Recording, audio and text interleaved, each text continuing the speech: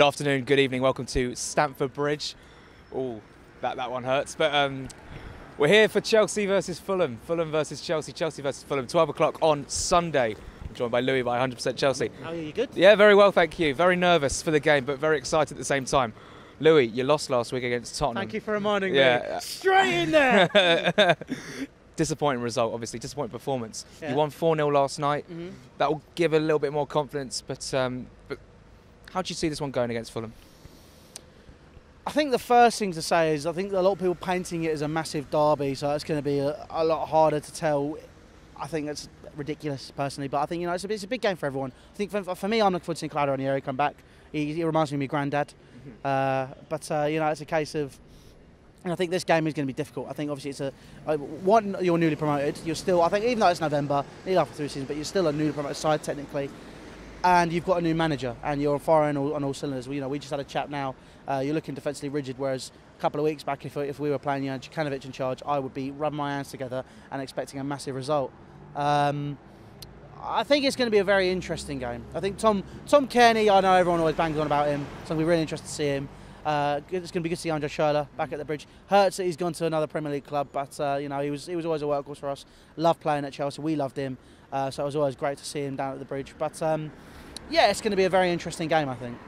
Let's talk about Chelsea. Let's talk about N'Golo Kante. Last week he was playing much further forward than he usually does. How frustrating was that to see, and probably hindered your performance and his performance? It massively does. I think it's a case of in that game, we were getting torn apart, and it was almost as if we didn't have the best defensive midfielder on the planet who'd just been given a new 5-year shiny deal. Look, Sarri wants to play to a system, and he wants to try and reinforce that. He was asked in the press conference, why are you not playing in Kante deeper? Why are you not using him as used position? And he's saying, he was playing too far forward, but he wasn't doing the job he was asked. He was trying to win the game on his own. And to be honest, N'Golo Kante, and with some of the players we've had and how they played last week, he was going to try and win the game on his own because that's how we were playing. I don't think he's a great box-to-box midfielder. I think we are misusing him. I'd be more interested to see him play almost in a 4-2-3-1, have Jorginho and Kante sitting, and then have maybe Barkley or Ruben Loftus-Cheek or even Kovacic if he can play there in the pivot. But it's a case of I think that we're having to develop a system, and Sarri's very set in his ways. We don't rotate much anyway either. I just think it's going to be one of those games and one of those times where this whole season we're just going to have to get used to what we're seeing. And if we don't use Kante correctly, he ends up leaving. That's probably going to be the biggest mistake we ever make. Are you surprised with Maurizio Sarri coming in, new manager, and how quickly and how fast that Chelsea have started this season? If you think about it, you've gone, I think, 12, 13 games unbeaten in the Premier League up until last week. So are you surprised that the first loss came so late on in the season, or were you expecting a slower start from Chelsea? I was expecting a much slower start. I mean, obviously I'm buzzing at the fact if it was against Tottenham, that wasn't the good part. But I think it's a case of, to go that far into the season and remain unbeaten, absolutely amazing feat. I think that we had to prepare ourselves. I think it's a case of after last season, I am very pessimistic naturally when it comes to talking about football, especially my club sometimes. After last season, I wasn't exactly confident going into the season as well. Obviously, I think the big thing for me was the question marks I had were a manager's never won any trophies. Everyone just bangs on about beautiful football. Look, for me, I don't care if it comes off someone's arse and goes in, just as long as we win the game. But it's a case of, he's done really well. He's done amazingly, and I think he's united the Chelsea fans again. We're playing, as I said, we're playing great football, and we were getting results, and that's a perfect combination. So let's hope we can get back on track. Obviously, against you guys this weekend. Yeah, let's go on to that game. Fulham new manager bounce. Claudio Ranieri won last week, so there'll be a lot of confidence going into that game from our point of view. Are you slightly worried about the attacking, Mitrovic, Sessegnon, Schürrle? Yes. Yes. I mean, Schürrle, obviously, since he left Chelsea, he hasn't really hit the ground running anywhere he's gone. He's done okay for you guys, I think, but he's not been anything major.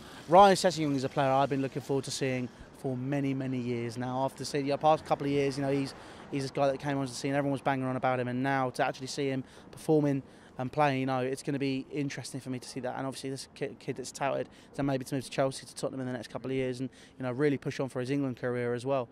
In terms of Mitrovic, I would argue between him and Arnautovic is probably the best centre forward outside the top six. I know a lot of people say Wilfred Zaha, but maybe if I was doing, I'd play a 4-3-3, put Zaha on the right. You know, Mitrovic, powerful, strong, matured a lot as well. Obviously, when he was playing for Newcastle, he wasn't completely at the races mentally. And now he seems to have kicked on from that. Obviously, he went on loan to you last year and wanted to make a point, made that point, got the permanent move, and is now an absolutely fantastic centre forward. And for me, you know, I'd take him at Chelsea in a heartbeat in January. Obviously, you're not going to sell him because you need him to you know, stay up. I think will be the term right now, but probably to maybe see if you can go for mid-table. But yeah, I think it's a case of we'll just have to see how it goes. But Mitrovic, scary. Sessegnon, scary. Schürrle, it'll be nice to see. 2 more questions quickly. Where do you think the game's going to be won and lost on Sunday? And can I push you for a score prediction as well? Score prediction. I don't do those normally, but I'll go 2-1 Chelsea. The game is going to be, I think, won and lost in midfield. And maybe even... No, you know it won't. No, it'll be the fullback positions. Our fullbacks and your wingers.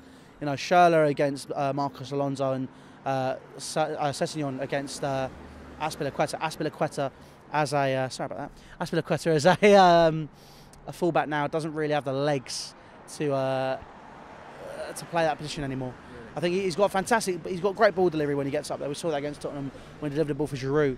But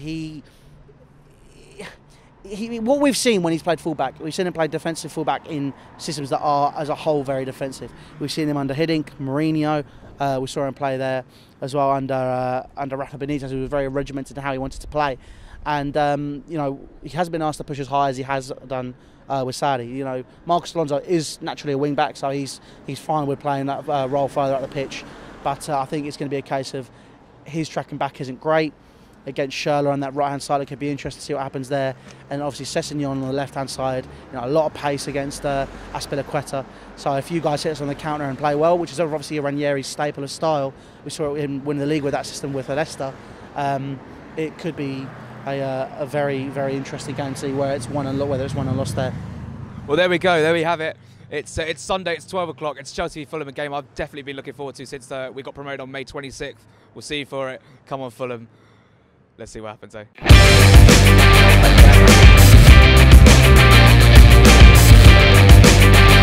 Come on, Fulham!